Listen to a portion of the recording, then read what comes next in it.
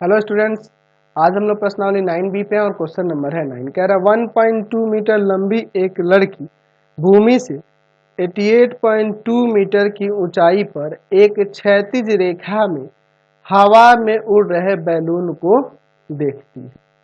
ठीक है, कह रहा है किसी भी क्षण लड़की की आंख से गुब्बारे का उन्नयन कोण 60 डिग्री है। अच्छा, फिर आगे कह रहा है कुछ समय बाद उन्नयन कोण घटकर 30 डिग्री हो जाता है। वह अंतराल के दौरान गुब्बारे द्वारा तय की गई दूरी ज्ञात कीजिए। जैसे देखिए यहाँ पे मैं फिगर अपने तरीके से यहाँ बनाता हूँ। यहाँ पर 1.2 मीटर लंबी लड़की है और गुब्बारा यहाँ से कुछ दूरी पर मान लेते हैं कि यहाँ पर है। ठीक है, यहाँ से यहाँ उड़ रहा है ऊपर की तरफ। तो ये लड़की 1.2 मीटर लंबी है और यहाँ से यहाँ तक ये गुब्बारे की ऊंचाई है 88.2। ठीक है, टोटल ऊंचाई क्या है 88.2 मीटर टोटल, यहाँ से लेके यहाँ। ठीक है, और यह लड़की गुब्बारे को देख रही है। तो उन्नयन कोण कितना बन रहा है शुरू में, इसी क्षण में कितना बन रहा है 60 डिग्री का उन्नयन कोण बन रहा है। ठीक है, यहाँ से उन्नयन कोण 60 डिग्री का उन्नयन कोण बन रहा है। ठीक है, फिर आगे कह रहा है कुछ समय बाद, यानी कि जब ये गुब्बारा यहाँ से चलकर कुछ दूरी पर आगे यहाँ बढ़ जाता है, यह गुब्बारा यहाँ आ जाता है, तो अब देखिए यहाँ का उन्नयन कोण क्या हो जाता है। तो उन्नयन कोण जो होता है घटकर 30 डिग्री हो जाता है। अब यहाँ से उन्नयन कोण कितना हो जाएगा 30 डिग्री हो जाता है। ठीक है, चलिए मैं फिगर पहले यहाँ बना देता हूँ। तो उन्नयन कोण ये अब कितना हो जा रहा है 30 डिग्री हो जा रहा है। तो मैं इसका नाम यहाँ पे कर देता हूँ, कुछ नामकरण कर देता हूँ। A B C D E F G और यहाँ पे मैं H दे देता हूँ। समझे ना, हमें क्या निकालना है कि इस अंतराल के दौरान गुब्बारे द्वारा तय की गई दूरी, यानी कि यहाँ से देख रहे ना, यहाँ से यहाँ जब गुब्बारा आया तो यानी ये दूरी हमें निकालनी है। तो यही दूरी हम लोग यहाँ मान लेते हैं x। माना गुब्बारे द्वारा तय की गई दूरी वह क्या मान लेते हैं, वो x है। ठीक है, x मान लेते हैं। ठीक है, तथा प्रारंभ में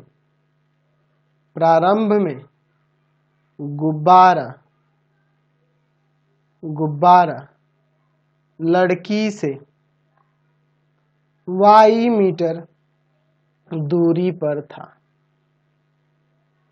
ठीक है, प्रारंभ में ये कितना दूरी पर था, प्रारंभ में ये रहा, तो यहाँ लड़की से कितना मीटर दूरी पे था y मीटर।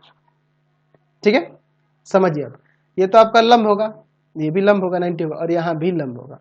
तो मैं देख रहा हूँ यहाँ पे कि एंगल ए इक्वल टू में, अच्छा बी भी, ये भी लंब होगा। Angle A equal to angle C equal to 90। क्यों, क्योंकि हम लोग लिखेंगे कि लड़की तथा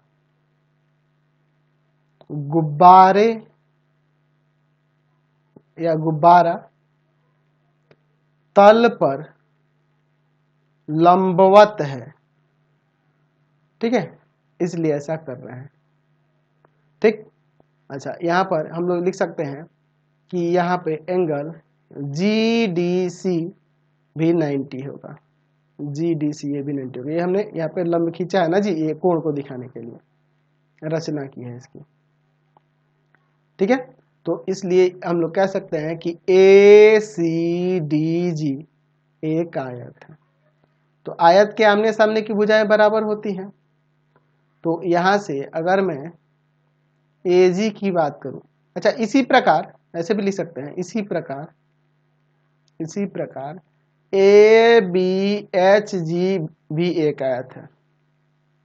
इसी तरह से इसको भी हम लोग आयत लिख सकते हैं, इसको भी एक आयत लिख सकते हैं। समझ रहे ना बात को। तो देखो ये हम लोग जब आयत दिखा रहे हैं पूरा, तो हम लोग ये भी आयत दिखा रहे हैं, तो हम लोग लिख सकते हैं कि AG इक्वल टू में BH इक्वल टू में CD, ये और ये तीनों इक्वल होंगे। ये भी 1.2 मीटर, ये भी 1.2 मीटर।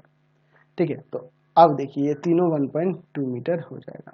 अब देखिए यहाँ से टोटल जो गुब्बारे की ऊंचाई है वो 88.2 है। तो मैं यहाँ पे एफ एच की बात करूंगा तो एफ एच और ये ई डी इक्वल ही होगा, दोनों सेम ही ना होगा, ठीक है। यानी टोटल 88.2 में से घटा लेना होगा 1.2 मीटर, ठीक है। तो 1.2 मीटर को यहाँ घटाओगे, थोड़ा जगह कम है, चलिए 1.2 मीटर को यहाँ घटाना होगा 88.2 मीटर में से 1.2 मीटर को। तो यहाँ से एफ एच इक्वल टू में ई डी इक्वल टू में कितना आ जाएगा 87 आ जाएगा, 87, यानी कि यहाँ से यहाँ अभी आ गया 87 मीटर, यहाँ भी आ गया 87 मीटर, ठीक है। अच्छा यह वाई है तो यह वाई हो जाएगा, यह एक्स है तो यह भी एक्स हो जाएगा, समझ रहे ना बात को। चलिए अब चलते हैं, पहले मैं त्रिभुज लेता हूँ, त्रिभुज ये वाला ले लूँ क्या, जी एच एफ में। तो इसमें तो हमें tan का ही यूज करना है ना जी, tan थीटा पर आपको पता ही है कि लंब बटा में आधार होता है। तो जी एच एफ में चलेंगे तो tan 60 लेंगे, तो tan 60 बराबर में लंब आपका हो जाएगा एफ एच और आधार हो जाएगा आपका जी एच। तो tan 60 का वैल्यू √3, एफ एच आपका है 87 मीटर है तो मीटर कर देते हैं, और बटा में वाई, तो यहाँ से वाई का मान क्या आ जाएगा 87/√3 मीटर। इतना ही रहने देते हैं अभी। तो अब दूसरे वाले त्रिभुज में चलते हैं। तो अब हम लोग लेते हैं त्रिभुज जी डी ई में, ध्यान से देखिएगा जी डी ई, इसमें मैं लगाऊंगा यहाँ पे tan 30, तो लंब हो जाएगा आपका ई डी और आधार हो जाएगा आपका जी डी, ये आपका आधार हो जाएगा। तो tan 30 का 1/√3 और ई डी आपका है 87 मीटर और आपका जी डी होगा y plus x, cross multiply करते हैं तो y plus x equal to में 87√3 मीटर। तो यहाँ पर मैं y का वैल्यू रख देता हूँ 87 बटा क्या है √3 मीटर है, ये उधर ले जाके घटाएंगे तो हमें x का वैल्यू से ना मतलब है ना। चलिए हमें क्या करना है, मतलब हमें तय की गई दूरी निकालनी है गुब्बारे द्वारा, इसको ले जाकर उधर घटाएंगे। तो यहाँ 87√3 मीटर में से घटा देंगे 87/√3 मीटर। चलिए तो आप डायरेक्ट भी घटा सकते हैं, एलसीएम भी लेके बना सकते हैं, कोई दिक्कत नहीं, इसका परिमेयीकरण कर सकते थे।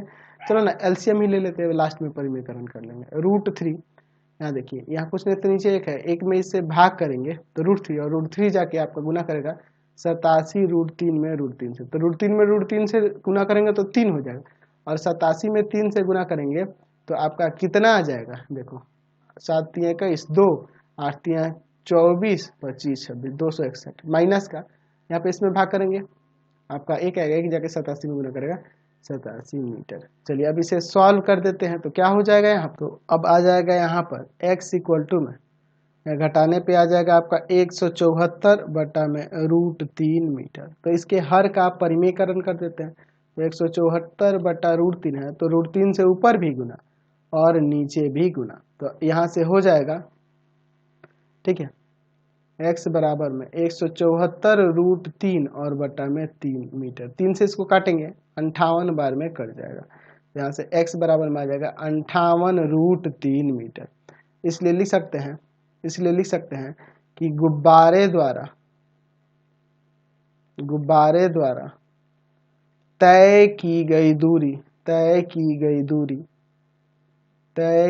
दूरी जो हो जाएगी वह 58√3 मीटर हो जाएगी। समझ गए, कोई दिक्कत नहीं है। अब इसमें क्वेश्चन नंबर 10 देखिए, एक कह रहा है कि एक सीधा राजमार्ग एक मीनार के पाद तक जाता है। यहाँ पे मैं एक मीनार बना लेता हूँ और एक सीधा राजमार्ग ले लेते हैं इस तरह से, ठीक है। ये आपका एक सीधा राजमार्ग हो गया जो मीनार के पाद तक जा रहा है, ठीक है। मीनार के शिखर पर खड़ा एक आदमी यहाँ पे खड़ा है, एक कार को 30 डिग्री के अवनमन कोण पे पाता है। मान लेते हैं कि यहाँ पे यह कार है, इसको ये 30 डिग्री के अवनमन कोण पे देख रहा है यहाँ से, ठीक है, 30 डिग्री के अवनमन कोण पे देख रहा है। तो मैं यहाँ पे बना देता हूँ अवनमन कोण आपका 30 डिग्री।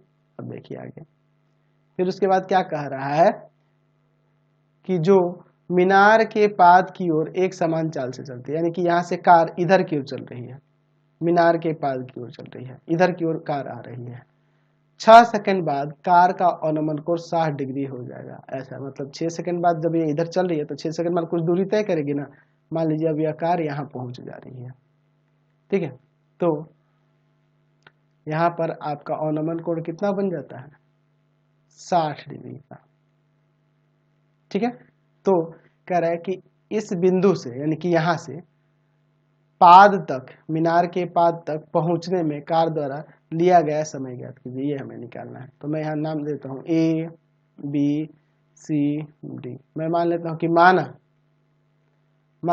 बिंदु जो हमने लिखा है बी ना लिखा है, बिंदु बी से मीनार के पाद तक पहुंचने में कार द्वारा लिया गया समय बराबर में हम लोग ले लेते हैं टी, ठीक है। अच्छा, तथा कार की चाल, एक समान चाल से चलिए तो कार की चाल हम लोग यहाँ पे भी मान लेते हैं, ठीक है। अच्छा, अब हम लोग ये फॉर्मूला तो जानते ही हैं कि दूरी बराबर होता है चाल गुना में समय, होता है ना जी। चलिए अब लिखते हैं प्रश्न से। तो यहाँ देखिए, यहाँ से यहाँ कार को जाने में लग रहा है 6 सेकंड, तो समय है 6 सेकंड और चाल आपके पास भी है, तो चाल गुना समय यानी कि हम लोग भी में गुना कर देंगे 6 से, तो यहाँ पे 6 भी हो जाएगा। ध्यान रखेंगे कि यहाँ समय जो है सेकंड में है, ठीक है। अच्छा, यहाँ से यहाँ जाने में हम लोग चाल ले रहे हैं, कार की चाल भी ले रहे हैं, तो आपका समय कितना लग रहा है टी। यहाँ से यहाँ जाने में हम लोग माने थे ना कि टी समय लग रहा है, तो यहाँ क्या आ जाएगा भी टी आ जाएगा, ठीक है। अब देखिए यहाँ प्रश्न में देखिए, अगर मैं यहाँ पे ई देता हूँ एक बिंदु, तो अब एंगल ई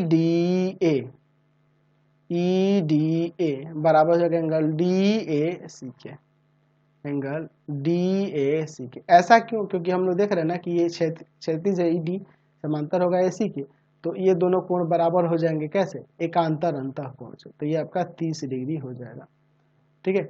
अच्छा, फिर उसी तरह से एंगल ई डी बी बराबर हो जाएगा एंगल डी बी सी के, ये 60 डिग्री हो जाएगा। यहाँ लिख देंगे एकांतर अंतः कोण का युग्म है, इसलिए ऐसा हो रहा है, एकांतर अंतः कोण के युग्म है इसलिए ऐसा हो रहा है। चलिए, तो ये आपका 60 डिग्री हो गया। अच्छा, अब हम लोग यहाँ पे कुछ मान लेते हैं, जो आपका मीनार की ऊंचाई है कुछ मान लेते हैं एच है ना, ये हम लोग माने हैं। यहाँ भी लिख सकते हैं या यहाँ भी लिख सकते थे, ऊपर भी लिख सकते थे। यहाँ पे मैं लिख देता हूँ माना मीनार की, नीचे भी लिख देंगे कोई दिक्कत नहीं, ये हम लोग ऐसे ही मान लेते हैं, ऊंचाई जो है एच है, ठीक है। अब चलते हैं, ध्यान से देखिए, आपको यहाँ टेन यूज करना है, तो टेन थीटा पर आप जानते हैं लंब और बटा में आधार होता है। तो मैं चलता हूँ पहले त्रिभुज बी सी डी में, ध्यान से देखिए बी सी डी इस त्रिभुज में, तो आप यहाँ लगाओगे टेन 60, तो लंब हो जाएगा आपका सी डी और आधार हो जाएगा आपका बी सी, तो इसका वैल्यू √3 और सी डी का एच और आपका बी सी का जो होगा वी टी हो जाएगा।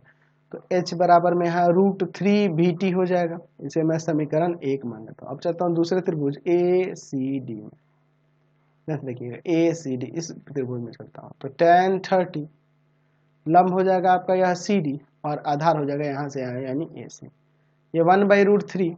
अच्छा, सी डी आपका h है और ये क्या हो जाएगा ए सी, इन दोनों को जोड़ देंगे तो 6V और प्लस में VT। अब मैं h के जगह पे √3 VT रख देता हूँ, ये वाला, ठीक है, ये 1/√3 है। चलिए देखिए 1/√3 h की जगह पे √3 VT और नीचे से मैं v कॉमन कर लेता हूँ, तो यहाँ 6 प्लस में t बचेगा। मैंने कैसे किया है, समीकरण 1 से लिखा है h की जगह पे √3 VT, तो यहाँ v से v काट देता हूँ और फिर मैं क्रॉस मल्टीप्लाई करता हूँ, तो 3t, ये इससे गुना होगा तो 3t हो जाएगा और इससे गुना होगा तो 6 प्लस t, या कि इधर घटेगा तो आपका 2t हो जाएगा, 2t बराबर 6 यानी कि t बराबर 6/2 कट जाएगा यहाँ से 3 बार में, तो 3 सेकंड में ना होगा, समय सेकंड में था इसमें, तो यहाँ पे लिखेंगे इसलिए बिंदु B से बिंदु बी से मीनार के पाद तक पहुंचने में कार द्वारा लिया गया समय क्या हो जाएगा? 3 सेकंड हो जाएगा। समझ गए? तो इस वीडियो को यहीं पे इन कर देते हैं। आपको हमारे 3 चैनलों को सब्सक्राइब करना होगा। पहला है पाथफाइंडर क्लासेस छपरा। दूसरा है आपका भारती भवन रविकांत सर। और तीसरा चैनल है रविकांत सर के नाम से। तीनों को सब्सक्राइब कर लेंगे और इससे रिलेटेड वीडियो के लिए सीधे डिस्क्रिप्शन में जाएंगे और इससे रिलेटेड नोट्स के लिए गूगल पे जाकर सर्च करेंगे www.ravikantsir.in और यहाँ पर जाकर आप सभी क्लासेस के नोट्स और उसके पीडीएफ को डाउनलोड कर सकते हैं और पढ़ भी सकते हैं। इंस्टाग्राम फेसबुक पे पाथफाइंडर क्लासेस छपरा को लाइक एंड फॉलो करना नहीं भूलेंगे।